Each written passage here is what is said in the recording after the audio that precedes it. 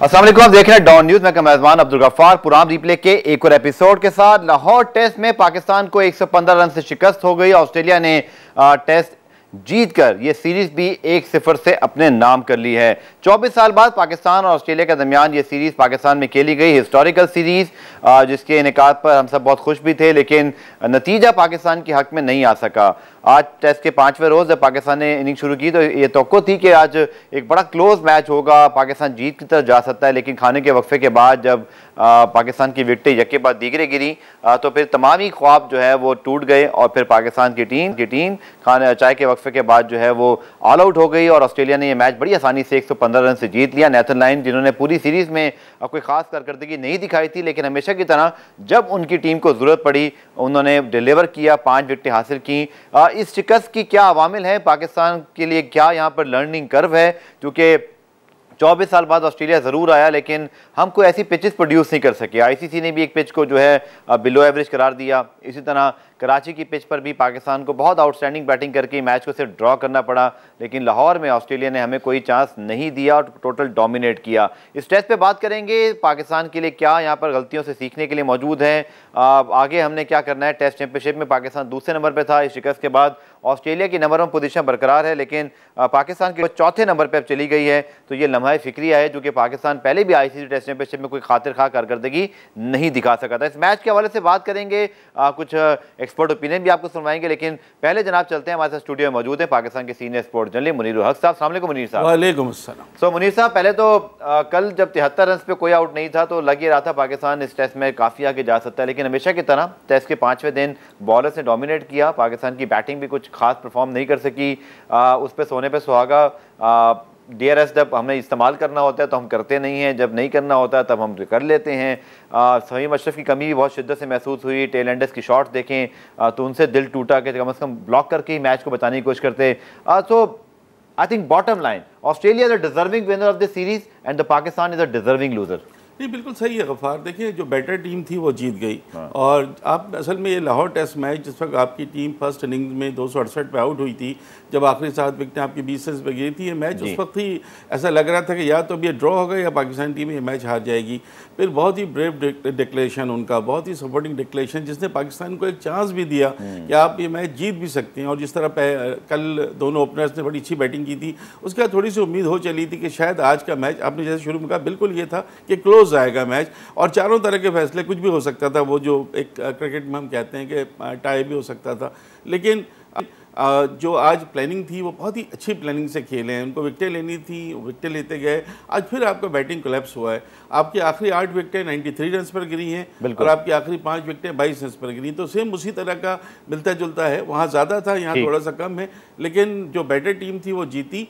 देखो, यहाँ पे बात होती है लीडिंग फ्रॉम द फ्रंट की। ये जो अभी पैट कमिंस को इतना अरसा नहीं हुआ है, उन्होंने सिर्फ एक ऐसी सीरीज़ में कप्तानी की है, लेकिन इतना ब्रेव डिक्लेरेशन उनकी तरफ से आया ना, जिसकी हर जगह पजीराई हुई है कि उन्होंने मैच को इंटरेस्टिंग बनाया। बिल्कुल, आपकी टीम होती तो कल भी पूरा दिन खेलती और आज भी लंच तक खेल के शायद देती बैटिंग।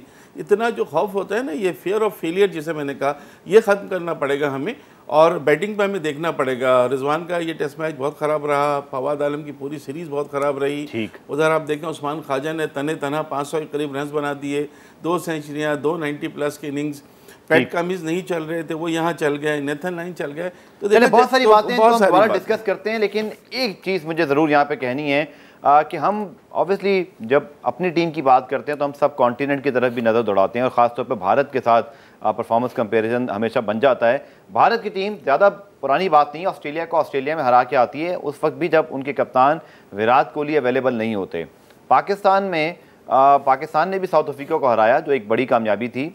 बट अगर आप देखें तो 24 साल बाद ऑस्ट्रेलिया जब आता है तो हम रावलपिंडी में एक ऐसी पिच बनाते हैं जिसको ऑस्ट्रेलियन अखबार कहते हैं जी ये शायद इस सदी की सबसे बुरी पिच है, जो अब ये सेंचुरी चल रहा है। फिर आईसीसी उसको डिक्लेयर करता है बिलो एवरेज।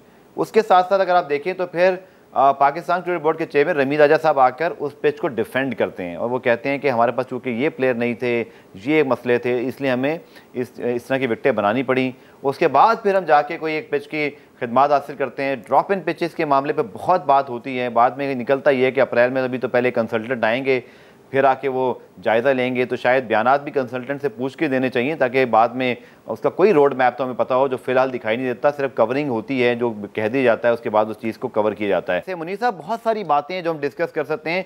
अगर हम वापस इसको रिकैप करें सीरीज़ को, तो जब आप एक प्लान बनाते हैं, वो प्लान ये था कि आपने अपने इंजरी की वजह से रावलपिंडी में जानबूझ के ऐसी विकेट बनाई जिस पर फिर हमें शर्मिंदगी उठाना पड़ी, बट उसके बाद कराची में भी कमरबख्श वही विकेटें, और हमने देखा कि लाहौर में 5वें दिन जाके नेशनल लाइन को ज़रूर ब्रेक मिला, बट हमारे स्पिनर्स क्या इस कैलिबर के नहीं थे कि हम उस तरह की परफॉर्मेंस नहीं कर सके, या उनकी कैपेबिलिटी को बढ़ाने के लिए जो हमें कुछ सरफेस के अंदर चीज़ें ऐड करना थी हम वो ना कर पाए, हम डर गए नेशनल लाइन से, स्टार कमी से डर के भी हम जो है वो कुछ ना कर सके, उन्होंने विकेटें ले ली। हमने क्या प्लान किया था सीरीज़ के लिए सर? देखो, सबसे पहले जो हम अगर रावलपिंडी की विकेट की बात करें तो उसको डिफेंड करने की तो कोई ज़रूरत थी नहीं कि हमारा नया कॉम्बिनेशन है, और फिर मोहम्मद यूसुफ भी डिफेंड कर रहे हैं कि जी हमारा होम ग्राउंड हम जैसी विकेट बनाए। वो बाद में जब आईसीसी ने उसे बिलो एवरेज कह दिया तो फिर किसी का कोई बयान नहीं आया।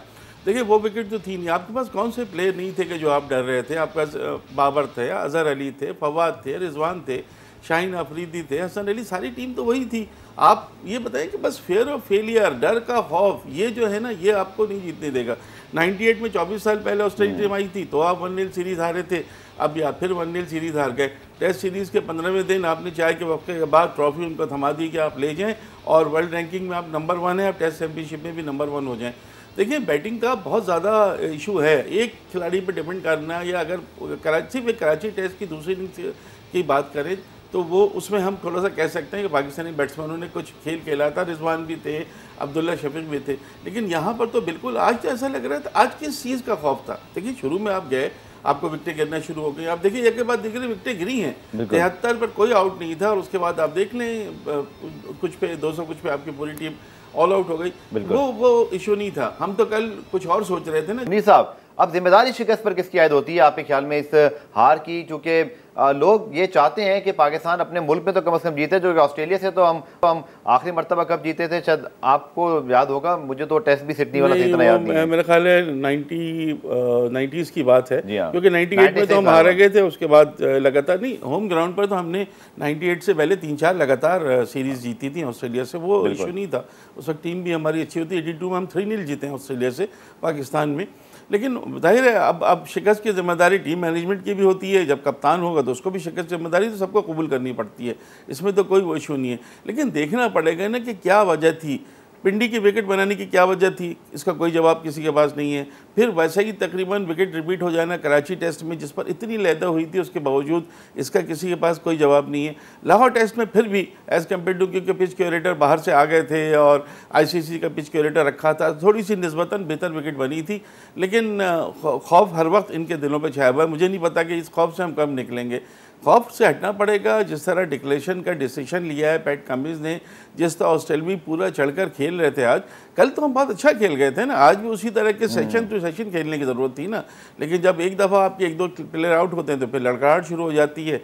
और उसके बाद आज अजहर अली का भी थोड़ा हार्ड लक था, बहुत ही कोई थिन एज था कि नहीं था, वो बेनिफिट ऑफ द डाउट जो बैट्समैन को दिया जाता है नॉर्मली, शॉट अच्छा था उनका, जिस तरह का शॉट नहीं बिल्कुल अच्छा शॉट नहीं था, वो बिल्कुल एट द लेंथ, और जिसे कहते हैं ना बिल्कुल चंद सेकंड पहले उन्होंने फैसला किया होगा गेंद को देख के इसको रिवर्स स्वीप करना है या क्या करना है, वो भी उस वक्त बिल्कुल गैर ज़रूरी। एक और बड़ा की मोमेंट आया, चूंकि वैसे तो उन्होंने आउट क्लास कर दिया पाकिस्तान को, लेकिन शायद आपके पास जब लास्ट रिकग्नाइज प्लेयर था, जब बाबर रिजवान खेल रहे थे, और रिजवान जब LBW हुए तो बाद में रिप्ले में पता चला कि वो नॉट आउट हो सकते थे, रिव्यू लिया जाता, बट बाबर ने भी उनको रिव्यू लेने से मना किया, वो खुद भी रिव्यू लिए वापस चले गए। जब कैमरा उन पर गया तो तब वो भी हैरान थे कि ये क्या हुआ। तो जावेद मियादाद, मुझे याद है, उनको हम कहते थे स्ट्रीट स्मार्ट क्रिकेटर, मतलब इस तरह किस तरह हरीफ टीम से साइकोलॉजिकली जीतना है। अब तो टेक्नोलॉजी का इस्तेमाल तो आपने खुद सिर्फ हाथ ऐसे करना था और आपका वो रिव्यू आ जाता, और आप शायद यू नेवर नो कि रिजवान और बाबर मिलके कितना खेल सकते थे। तो हम जब हाथ पांव खुलते हैं तो फिर इस तरह के डिसीजन भी कर लेते हैं।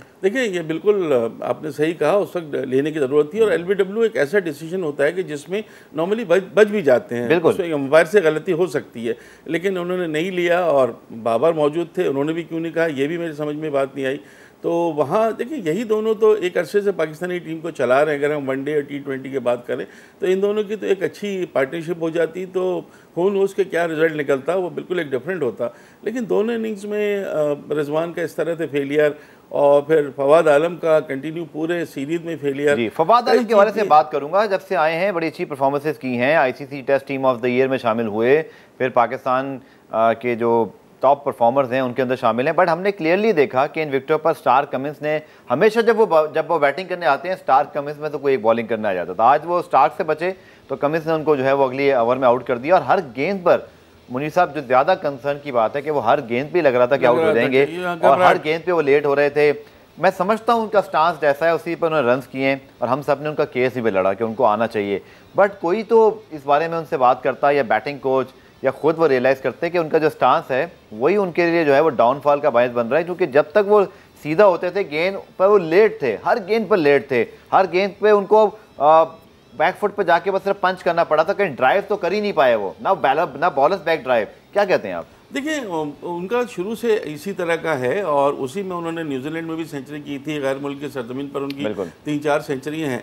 मेरे ख्याल आउट ऑफ फॉर्म है, और थोड़ा प्रेशर भी एक्स्ट्रा ऑर्डिनरी उन्होंने बॉलर्स का लिया हुआ था, जिसकी वजह से ये चीज़ हो रही थी। वरना उनका अगर उनका इस वक्त आप उनकी टेक्निक सही कराने जाएंगे तो इतना अर्सा उनको हो चुका है क्रिकेट खेलते हुए कि वो फिर बिल्कुल ही बाहर हो जाएंगे। आउट ऑफ फॉर्म थे, कभी कभी सीरीज़ ख़राब होती है, किसी खिलाड़ी की चीज़ें होती हैं। वरना अज़हर अली और फवाद आलम ये 2 प्लेयर ऐसे थे टेस्ट क्रिकेट में जिनसे हमें बड़ी उम्मीद थी, ख़ास तौर से अगर विकेट पर ठहरने का वक्त है, जब आपको मैच बचाना है, जब आपको विकेट पर। आपको लगता है फवाद आलम टेस्ट टीम में जगह अपनी बचा सकेंगे? मेरे ख्याल एक आध अभी तो उनको मौका और देना चाहिए। सर, अच्छी बात यह है कि पाकिस्तान के क्राउड की तारीफ की, होटल इंतजामिया की, सिक्योरिटी की, सब लोगों को उन्होंने अप्रिशिएट किया। Now this is the biggest gain. I think we should talk in positive in this manner के पाकिस्तान में 24 साल बाद ऑस्ट्रेलिया आया, इंशाल्लाह इंग्लैंड को भी वर्ल्ड कप के बाद आना है, वेस्ट इंडीज़ की सीरीज जून में शेड्यूल है, तो हमारा इंटरनेशनल रिवाइवल हो गया है। बिल्कुल हो गया, जब ऑस्ट्रेलिया आ गई तो इंटरनेशनल रिवाइवल हो गया। लेकिन पैट कमिंस ने अपनी तारीफ नहीं की, लेकिन हमें उनकी तारीफ करनी चाहिए। उनका सपोर्टिंग डिक्लेरेशन, जिस तरह प्रेशर डाल के उन्होंने पहली इनिंग्स में भी आउट किया पाकिस्तान को, दूसरी इनिंग्स में भी आउट किया, बिल्कुल छाए हुए थे। तो वो चीज़ सर एक गलती की है उन्होंने कल, उन्होंने हमें ख्वाब दिखा दिया कि शायद हमारी टीम कुछ कर सकती है, और ख्वाब टूट गया हमारा। देखिए वो आखिरी दिन कभी भी किसी भी विकेट पे 350 का टारगेट चेस करना, कहीं भी हो, आपका होम ग्राउंड हो, कितने आपके हालात मवाक़िफ़ हों आपके, आसान नहीं होता 350 का टारगेट आखिरी दिन चेस करना, पूरी टीम हो तो भी। लेकिन ऑस्ट्रेलिया जैसी टीम के अगेंस्ट, कि जहाँ पे स्टार्क भी हैं, पैट कमिंस भी हैं, नेथन लाइन भी हैं, उनके अगेंस्ट तो आपको बिल्कुल नहीं सोचना चाहिए था। थोड़ा सा राह हमवार ज़रूर की थी अब्दुल्ला शफीक और इमामुल हक ने, नो डाउट बहुत अच्छी बैटिंग की थी, लेकिन जीत का उस वक्त भी बहुत दूर थे हम। जो डिसीजन थे ना वो 3 थे, या तो ये मैच जो है वो ऑस्ट्रेलिया जीतता, या ड्रॉ होता, या फिर पाकिस्तान जीता। 3rd नंबर पर पाकिस्तान की जीत आ रही थी, तो वो ऑस्ट्रेलिया पहले। सर अब पॉजिटिव की बात करेंगे सीरीज़ के, तो अब्दुल्ला शफीक बहुत अच्छा खेले, इमामुल हक ने भी 3 इनिंग बहुत अच्छी खेली हैं, 2 में कराची में थोड़ा स्ट्रगल किया था, नसीम शाह का स्पेल बहुत अच्छा था इस टेस्ट मैच के अंदर। But Abdullah Shafique I think is the biggest gain we have, चूँकि लाहौर कलंदर्स के लिए बहुत अच्छा खेले T20 के अंदर, उनको वनडे में भी हाई रेट किया जाता है। तो यहाँ तारीफ़ करना पड़ेगी चीफ सेलेक्टर मोहम्मद वसीम की, कि उन्होंने और मिसबाउल हक ने जिस प्लेयर को बड़ा अर्ली जांच कर पाकिस्तान टीम में लेकर आए, क्रिटिसिज्म भी सहा, but Abdullah Shafique proved himself. नहीं, बिल्कुल प्रूव किया, क्योंकि हम लोग शान मसूद का सोच रहे थे कि शान मसूद आएंगे, इमामुल हक के साथ ओपन करेंगे, बड़ा मुश्किल डिसीजन था मोहम्मद वसीम के लिए, इसलिए वो भी इक्वली गुड है, वो भी बहुत अच्छी परफॉर्मेंस देते आ रहे हैं, T20 में भी दे रहे हैं, सब दे रहे हैं। लेकिन जिस तरह अब्दुल्ला शफीक ने परफॉर्मेंस दी है, उन्होंने प्रूव किया है, टैलेंट है, और नज़र आ रहा है कि ये आगे पाकिस्तान के लिए फ्यूचर साबित हो सकता है, अच्छा प्रॉस्पेक्ट है। मुनीर साहब एक बात मुझे कह लेने दीजिए, पाकिस्तान ने अगर फ़हीम अशरफ को नहीं खिलाया था और कैमरन ग्रीन ने वहाँ पर 232 से 5 पे 391 रन करा दिए, चलिए मैं इस बात को भी समझ सकता हूँ कि आपने एक बॉलर को एडजस्ट किया, ये पॉजिटिव मूव था। बट जिस अंदाज से आपके टेलेंडर्स ने शॉटें मारी हैं, मैं समझ सकता हूँ ये उनका काम नहीं है कि वो रन चेज बचाएंगे, लेकिन आपने देखा कि बहुत सारे हमने टेस्ट मैचेस ऐसे देखे हैं जहाँ पे किसी मुस्तकिल बैट्समैन के साथ कोई टेलेंडर ही हमेशा ब्लॉक करता है, और ये टीम गेम है, cricket is a team game. 5 out हो गए तो अगले 5 रैश शॉट नहीं खेल सकते। I am very disappoint the way Pakistan tailenders showing no resistance, instead they were playing limited is our chart, कोई छक्के मार रहा है, कोई स्लॉक स्वीप कर रहा है। आई थिंक इतना तजर्बा है शाहीन के पास, हसन के पास, कि कब कैसे खेलना है, लॉइन को कैसे खेलना है, कम से कम ब्लॉक और शॉट मारने का फ़र्क तो पता ही होगा। नहीं, बिल्कुल आपने सही कहा। शाहीन शाह अफरीदी भी देखें कितना गैर ज़रूरी शॉट खेल के वो आउट हुए हैं। हर प्लेयर को, चाहे वो टेल एंडर हो या कुछ भी हो, उसको कम से कम अपनी तरफ से इस मैच को साजिद ने अच्छा रेजिस्टेंस दिखाया। साजिद ने की, पिछले मैच में नोमान ने की थी, कोशिश की थी, लेकिन इस दफ़ा हमें वो बहुत ज़्यादा प्रेशर में नजर आ रहे थे। अब आप कल देख लें ना, वेस्ट इंडीज़ की टीम के 114 रन पर 9 खिलाड़ी, 10वीं विकेट की शराकत, 90 रन की 10वीं विकेट की शराकत, 204 तक वापस ले आए। मैच वापस ले आए। तो इस तरह से आप टेल एंडर्स कर देते हैं। पाकिस्तान की 26 पे 8 थे ऑस्ट्रेलिया में, जब 62 रन पर हमारी टीम आउट हुई थी, तो सरफराज नवाज ने टेल एंडर के से खेला था और 62 तक स्कोर के ले गए थे, 28 पर 8 हो गए थे हमारे। तो वो कराची टेस्ट 94 में जो हमने टेस्ट मैच जीता था, इंजमाम उल हक के साथ मुश्ताक अहमद मौजूद थे, और वो टेस्ट मैच यकीन तौर पर शेन वॉर्न के हवाले से भी याद रखा जाता है। आखिरी बॉल पर वो स्टंप छूट गया, तो वहाँ भी मुश्ताक अहमद ने 50 रन बनाए थे आखिर में। वो स्पिरिट क्यों नहीं दिखाई दी थी? वो स्पिरिट नजर नहीं आई ना। मैं कह रहा हूँ प्रेशर बहुत था आपके ऊपर। जब प्रेशर इतना हो जाता है तो कुछ समझ में नहीं आता है प्लेयर्स को कि क्या करें। उसी प्रेशर में खेलने वाला तो बड़ा खिलाड़ी होता है। यही तो बात होती है कि आपको अगर बड़ा बनना है। आप जावेद मियांदाद की बात कर रहे थे, जावेद मियांदाद तो प्रेशर में खेलते थे ना, हमेशा यही होता था कि वो जाते थे चौथे में बैटिंग करने के लिए, तो या तो ओपनर जल्दी आउट हो गए या बाद में वो तने तना खेलते थे। तो जिन्होंने ट्रॉफी उठाई पाकिस्तान के इस वक्त वज़ीर-ए-आज़म में इमरान खान साहब, और आखिरी कैच जिन्होंने पकड़ा रमीद आज़ाद साहब, इस वक्त चेयरमैन पीसीबी हैं। बहुत तब्दील किया इस वर्ल्ड कप ने पाकिस्तान के क्रिकेट को, एक बिलीव दिया। 87 का वो हार्ट ब्रेक जो हमें तो नहीं याद, लेकिन आप सबको तो याद होगा। बिल्कुल। उसके बाद इमरान खान साहब का उस ज़माने में रिटायरमेंट अनाउंस करके वापस आना।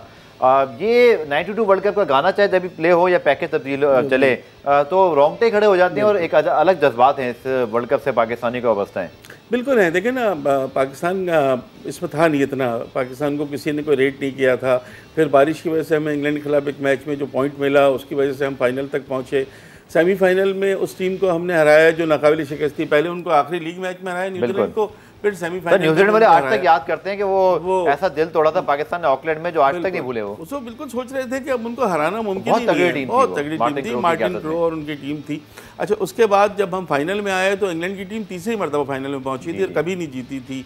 और ग्राहम बूच थे और इयन बॉथम, बड़े बड़े नाम उनके।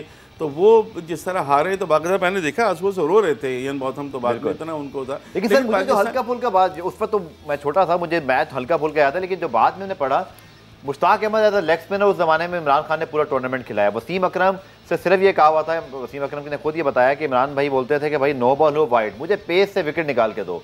वो जो एग्रेसिव अप्रोच थी ना पाकिस्तान की, वो जीत की बुनियाद थी जिसकी हमें अब भी ज़रूरत है। बिल्कुल सही है। वो उसी उनको बीच में लाया गया था जब मैं देख रहा था एक पार्टनरशिप बन गई थी। और पार्टनरशिप को 2 गेंदों पर उन्होंने एलन लैम्ब और क्रिस लिस, आई थिंक, बिल्कुल, हाँ, इन दोनों को 2 गेंदों पर आउट किया था। लेकिन उस पूरे वर्ल्ड कप में इंजमाम उल हक को आप बोल रहे हैं, इंजमाम उल हक ने बिल्कुल डिफरेंट कारकर्दगी खेलोगे, लेकिन खिलाते रहे। जावेद मियांदाद का बहुत बड़ा कंट्रीब्यूशन था पूरी टीम को लेके चलने में। ज़ाहिर कैप्टन थे, सारा क्रेडिट इमरान खान को जाता है, लेकिन मोइन खान भी बहुत अच्छा खेल गया एक मैच में। पूरा टीम कॉम्बिनेशन था। मुश्ताक अहमद आप देखिए करने बाद कैसे इस तरह से भागते हुए जा रहे थे। अच्छा, मैं आपको एक बड़ा अच्छा किस्सा सुनाऊँ। हम सेलिब्रेशन कर रहे थे रात में, तो काफ़ी शोर शराबा हो रहा था। तो एक साहब आए निकल के, कहने लगे क्या है भाई, क्यों शोर मचा रहे हैं? तो हमने कहा अरे आपको पता नहीं अंकल, हम उस वक्त यंग थे, अंकल आपको पता नहीं पाकिस्तान वर्ल्ड कप जीत गया है। तो थोड़ी देर बाद फिर आए मेरे पास, कहने लगे ये बताओ कल स्टॉक मार्केट बढ़ेगी या नहीं? मैंने कहा नहीं है, ये इसका उससे ताल्लुक नहीं है, बढ़ भी सकती है। तो ये चीज़ें, लेकिन सर एक चीज़ याद रह गया, ये तो होगी खुशी की बात, और वो गाना चला और सारा माहौल बन गया। लेकिन सर उसके बाद अब तक 30 साल हो गए, हम दोबारा मेंस वर्ल्ड कप कभी नहीं जीत सके। हमने T20 वर्ल्ड कप जीता है, हमने चैंपियंस ट्रॉफी जीती है, लेकिन मेंस वर्ल्ड कप नहीं जीत सके। बल्कि 2003 में तो पहले राउंड से बाहर हो गए, 2011 का बहुत अच्छा खेले थे, हम सेमीफाइनल गए, 2015 में हम क्वार्टर फाइनल तक गए। लेकिन क्या वजह है कि उसके बाद तो हम रिपीट नहीं कर सके सर? बहुत लंबा गैप आ गया। वनडे की टीम आपकी अच्छी नहीं है गफ्फार, इस बात को मान लें। T20 टीम आपकी अच्छी है, टेस्ट भी इवन इतना वो नहीं था। अभी बहरहाल हम सीरीज हार गए तो इस पर कुछ इतना अच्छा नहीं कह सकते। वनडे में आपकी कारकर्दगी अच्छी नहीं चल रही है। वनडे की टीम 2019 में बाय द वे हम सेमीफाइनल में भी नहीं आ सके। नहीं आ सके थे। तो अभी आप की वनडे जो अगर आप देखेंगे ना, उसके बाद से पिछले 3-4 वर्ल्ड कप देख लें या बायलैटरल सीरीज देख लें, एक ही आप चैंपियंस ट्रॉफी जीते हैं। उसके अलावा एशिया कप में भी हम फिर भारत से हार गए थे जब एशिया कप हुआ था। तो T20 फॉर्मेट में नहीं, वनडे की फॉर्मेट में बहुत ज़्यादा आपको ज़रूरत है कि 50 ओवर से होता है। उसमें कभी आपको 300 रन एटलीस्ट बनाने होते हैं अगर आपने डिफेंड करना है, या वैसे चेजिंग में भी हमारे लिए बहुत मुश्किल है। तो वनडे में अभी इतनी अच्छी टीम आपकी नहीं हुई, इसमें बहुत ज़्यादा तवज्जो देने की ज़रूरत है। बिल्कुल जनाब, 92 वर्ल्ड कप हम जरूर जीते, उसकी खुशियाँ मनाएं, लेकिन हमें ये भी सोचना चाहिए कि अब उसके बाद भी वर्ल्ड कप नहीं जीत सके। जीते जरूर है T20 का चैंपियंस ट्रॉफी, लेकिन ODI वर्ल्ड कप दोबारा नहीं जीत सके, और यही हमें अब सोचना पड़ेगा। प्रोग्राम रिप्ले देखने का शुक्रिया। कल दोबारा से मुलाकात होगी, तब तक के लिए अल्लाह हाफ़िज़।